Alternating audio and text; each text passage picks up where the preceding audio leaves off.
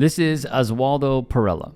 He is the minor league catching coordinator with the San Diego Padres. According to his sister, Oswaldo was detained at El Paso International Airport around 5 a.m. while traveling for work, which she would say he does weekly for the team. He is a family-oriented man who has a wife and 2 young daughters. We're always told by MAGA, we're always told by Republicans within politics that they must do it the right way. They must come in the right way. He did, and now he's punished for it. He's got 2 daughters born and raised here. They grabbed him. He's got no criminal record. They grabbed him. He's a legal resident who's done everything right to try to become an American citizen, and ICE still grabbed him. He's a former Major League Baseball player, and ICE grabbed him. Don't look away. Look at him. Came to this country in 2014, been a legal resident since 2014, applying for his citizenship. No luck. ICE grabbed him yesterday. That ain't a gang uniform. That ain't some El Salvadoran gang outfit. There ain't nobody listening to me right now who can call Aswaldo Pirela the worst of the worst. No criminal record. Been a legal resident in this country since 2014. Played Major League ball for the Texas Rangers. Is now a coach for the San Diego Padres. Fathered 2 U.S.-born girls in this country. Say what you want about him. Legal resident, trying to become a citizen. Say what you want about him. That ain't the worst of the worst. And you decide.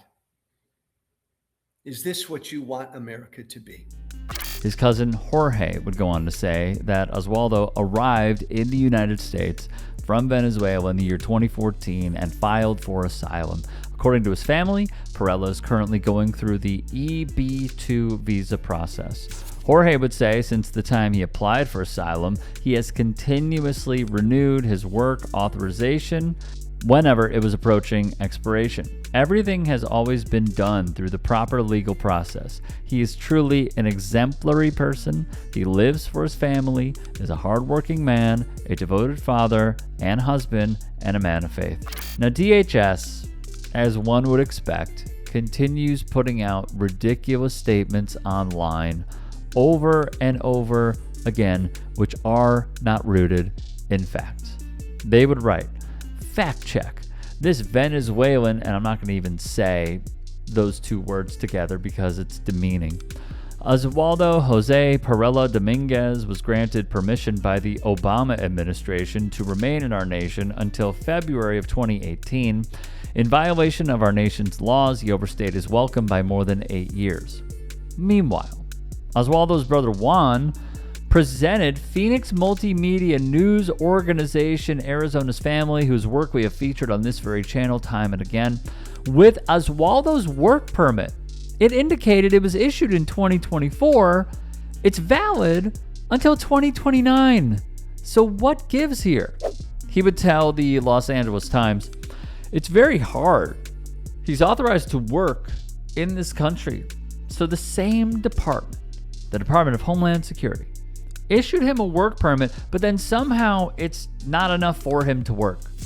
On that tweet, Aaron Rachel Melnick, senior fellow at the Immigration Council, wrote above it, more ICE lies. DHS is throwing people in jail because of their own incompetence.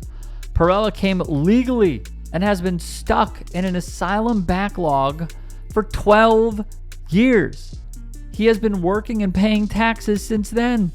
And now, DHS, and specifically ICE, has thrown him in jail because they cannot get their act together. He would also add in this thread, this is a complete nightmare scenario. DHS, and he put their handle, has been sitting on Pirela's asylum application for 12 years. Now they threw him in jail. They're calling him the words I won't say, even though he has complied with every single thing they have asked of him to do. One argument that will continue coming up is DHS's claim that his visa expired in 2018. A water carrier would write, why didn't he work on becoming a citizen? Aaron would rebuke it. What do you think he was doing with the asylum application, which was pending for over 10 years due to the United States federal government's delay? That was the application to get him on a path to citizenship. Do you think people can just apply for citizenship? That is not how this system works in this country. After much media coverage, the following story would receive a somewhat positive update. Pirela, who had been in ICE custody, was thankfully released on bond on Monday. That is via a family spokesperson who told The Athletic this positive, but not over within the story, information. The reason I say somewhat positive is that he's released on bond. The second is, we don't know what torment these people have now had to deal with because of our government's incompetence.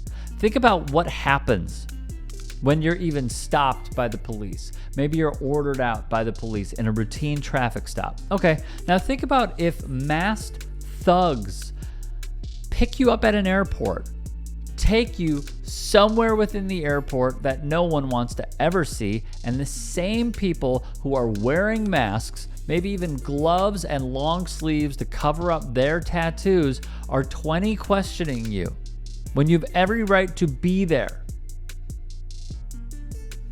Think of what that does to an individual. He has been there ever since he got picked up in a cell.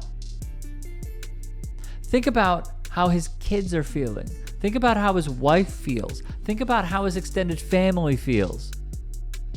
This is not a winning story. It's a, oh, I'm glad he's out for now story. As we have seen with so many other people, even like Kilmar Abrego Garcia, who they are still trying to imprison.